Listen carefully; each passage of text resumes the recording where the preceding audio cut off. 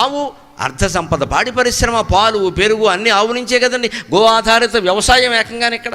ఆవు పేడ ఒక్కటి ఉంటే వ్యవసాయం 10 ఎకరాల వ్యవసాయం చేయొచ్చు. గోవుని పూజిస్తున్నాం మనం, గోవుల్ని సేవ చేయట్లేదు. దండేసి పసుపేసి కుంకుమ రాసి దానికి మండిపోయేలాగా ముందు వెనక పసుపు కుంకాలు రాసేస్తున్నాం అక్కడ. ఈ పిచ్చి పని మానేసి గోవులకి సేవ చేయాలి. ఎందుకంటే ఈ పూజ ఎందుకు చేస్తాం? మాకు మనవడ పుట్టాలి. నీకు మనవడ పుట్టడానికి గోవుకి సంబంధం ఏంటం? ఈ పిచ్చి ఆలోచనలు. గో పూజ కాదండి చేయాల్సింది, గో సేవ.